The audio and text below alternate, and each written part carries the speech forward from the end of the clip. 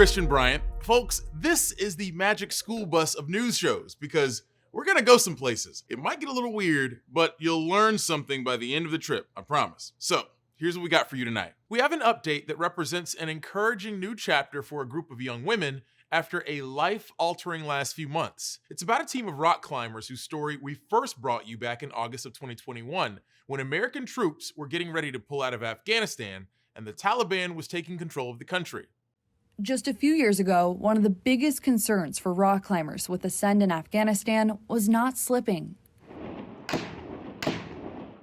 Her team's primary focus now is keeping their girls safe, be it on the ground or through evacuation. We're doing everything we can to get them out, but it's been an incredible exercise in frustration because our government doesn't seem to have the will to actually protect people. We have some people out, which we're thrilled, and every life counts, and we're just focused on getting to those who aren't safe yet. Now, almost 5 months later, we're checking in with the team to get a look at their new life outside of Afghanistan. Some of the Ascend girls and their families have been resettled in Chile, Ireland, Denmark, Germany, Poland, Kazakhstan, and here in the US. National correspondent Meg Hilling got a chance to go on a climb with some of the girls who now live in North Carolina.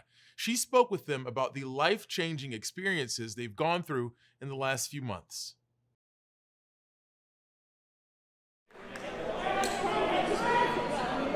It all started with the climbing. It made me feel so powerful, so strong that I was like, yeah, I can fight the whole society, even the society is against this thing, but I feel that it's right, so I can fight it. Fighting an uphill battle is nothing new for the women of Afghanistan, especially for those who participate in sports. Doing very rare sports like climbing was very unusual in Afghanistan. It was amazing. It was very new for me and very adventurous. I loved the world that I got into, the climbing world. And it was all because of Ascend.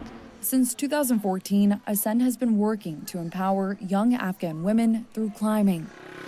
So when the country was overtaken by Taliban forces last August, the team says it was left with no choice but to evacuate as many of their girls as possible. It took a very short period of time when we saw what was happening in Afghanistan to realize we were going to have to completely pivot and focus all our energies on getting people out. The girls were just absolutely desperate, and there was real risk. The risk? A life of oppression and possible death under a regime that is overturning 2 decades worth of rights gained by Afghan women. On the night of 31st of August, I got a call from an unknown person in Texas and telling me that I have to pack everything in 5 minutes and go to a bus station. So I just decided in that second that I'm gonna take this risk. I have to do it because I cannot stay here anymore. I cannot stay in a place that I do not have my rights. Since August, Ascend says it has evacuated roughly 140 people associated with the team. With the help of climbers and folks interested in their work, Ascend was able to secure visas to 7 different countries. This process placed some of their team in North Carolina, including Sugra, Rihanna, and Mina. Now stateside, the girls are reconnecting with their passion for sports and exploring a new concept of safety. The thing that I'm experiencing here is that I don't have to worry about security. When I go out, when I go somewhere, I don't have to care that, about the security, that there will be an explosion or something. But when I was in Afghanistan, in the morning when I was leaving home, so I had no idea whether I'll come back at night or not. And the people are doing that every day. But while the girls here in North Carolina begin to apply for jobs, head to school, and get back into climbing, the future remains uncertain for their friends and family still in Afghanistan. We're very keenly aware of the fact that all of our people left their families behind. So our participants, our current participants are out, but their little sisters are all there, or their big sisters are there, or whatever it may be. Everybody has family behind. A heavy price each girl is having to pay. It costed me a lot. I left my family. The hardest part of this journey was leaving all our family and, leaving the place, where that's where you love to be. So what comes next for Ascend? Well, as the situation deteriorates in Afghanistan, they're facing a humanitarian disaster. It's winter. It's just the beginning of winter. It's going to be a long slog, and a lot of people are literally starving. Ascend leadership is trying to figure out how to safely restart its mission on the ground. Our mission is to empower girls through sports. So we're going to keep doing that. And it's going to be a struggle to do it inside Afghanistan, but I feel like it's more important than ever. And we don't want to walk away from those girls. As for the girls who made it out, peace in Afghanistan is a kind of big dream and big wish for everyone. Our responsibility is that to raise our voice for them, because now we are safe. They're speaking up loudly for every girl back home and are working to reach new heights. Ready? I'm doing it because of myself, because I have so many dreams that are waiting for me to become, like make it a reality. I'm gonna become a best, climber, and I'm gonna say that it all started with Ascend, yeah. Meg Hilling, Newsy, Morrisville, North Carolina. Here to talk with us a bit more about her reporting is Newsy national correspondent and resident adventurer, Meg Hilling. Meg, you got to hear these girls' personal journeys here. We saw some of it in your own coverage, but how hectic was their departure? I mean, how did they describe it? I understand one of them only had a few minutes to get their things together. How hectic was it, actually getting out of the country? Oh, it was insane for these girls. All three of them had incredible moments where they either got a call, a text, a message of some sort saying, pack what you can and you have to leave right now. Like, that's it. So it was incredibly chaotic, especially to think, you're 19, 22, 23 years old, and you're getting that call to leave the country and leave everything you know behind without knowing what comes next. It's pretty intense. Right now, somebody could say that to me, and I'm thinking, what all do I grab? Like, what's most important to me? To imagine these young folks kind of going through this is really tough.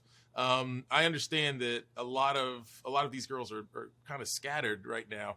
What does it look like as far as Ascend returning to operations on the ground, or some semblance of returning to operations on the ground? It's gonna be a minute by the looks of it right now, just because of how unstable the country is. Right now, people are dealing with starvation. They're dealing with a drought. They're dealing with COVID. They're dealing with security threats from the Taliban. And so, Marina Legree, the founder of Ascend, makes a very good point during the story that people aren't exactly concerned with yoga or climbing right now. So it's going to be a minute, but they're 100% committed to making sure they begin those resources. I like getting a chance to debrief with reporters like you whenever we're presented with a story like this, because we get a chance to kind of pull back the curtain a bit. So I'm curious to know, what's it been like as a journalist covering these girls from the start, half a world away, and now getting a chance to meet them in my home state, but getting a chance to meet them in person.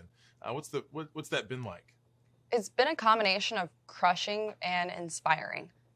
Nobody ever wants to cover stories about people being forced out of their country for, fear of their lives. But at the same time, it's been really cool to see these girls take all of that in stride and do so with this level of optimism that I have to say is completely unmatched by anything I've ever seen. They're literally taking the situation and they're running with it and they're making the most of it. So, as a journalist, a lot happens in news and, it's hard to stick with stories sometimes just because there's so much coming up. But I consider it a real honor to have stuck with these girls for so long and covering their journey. And I hope to continue to follow them and bring you guys along with us. And we're better for it. Really, there's true value in continuing to follow a story as it develops. Newsy national correspondent Meg Hilling. Meg, thanks so much for giving us this update on this story you've been following. Thank you. Ascend has roughly 40 people still in limbo waiting on visas in Abu Dhabi, and those are just the teammates and family members that were able to get out. Others are still stuck in Afghanistan, where living conditions continue to worsen with a crisis of both the economy and the governing of the country. It's been almost 5 months since the last US troops left the country and we saw the Taliban take over. Currently, more than half the country, or 23 million people, face severe hunger. 9 million are on the brink of starvation. Insider reports some Afghans have been so desperate they started selling kidneys and, in some cases, their children into marriage to get money for food. This week, leaders of the Taliban met with Western diplomats, including some from the US, and human rights groups to discuss what can be done to improve the worsening situation. See, international aid financed about 80% of the Afghan budget, and that all came to a halt back in August. According to reports, the US also froze more than $9 billion in assets belonging to the Afghan central bank. The US and UN have made some exceptions when it comes to humanitarian aid operating in the area, but experts say it's not nearly enough. The Taliban wants the Western countries to unfreeze that money and drop some of the sanctions. But human rights activists also said the Taliban needs to keep their promises when it comes to women's rights. The Taliban has not followed up on their promise that there would also be secondary education for girls. This is a red line for us. They have to understand that we respect their traditions, but they need to understand that we also have traditions. We represent a civilization where gender equality is fundamental. Since the takeover, there's been a swift reversal of 2 decades worth of gains. According to the New York Times, women once made up at least a quarter of the government workforce. Today, the Taliban has only allowed a handful of women workers to retain their jobs. Most girls above the 6th grade have not attended school since August. Last week, the Taliban promised all girls would return to school by March, but they don't exactly have the best track record when it comes to keeping their word. As talks in Norway wrapped up this week, things have reportedly gone, quote, well. But there was no change in policy. And as the Prime Minister of Norway reiterated, no change in recognition of the Taliban either. So we have made it possible for Afghan activists from Afghanistan and outside to sit down with those who now de facto have the ruling power in Afghanistan. It's no act of recognition. It's a mere framework to address them, communicate messages, and hold them accountable. All right, I think we can do for a quick water break. When we're back, we'll look at the impact of media coverage on certain viral videos and what we can learn from it.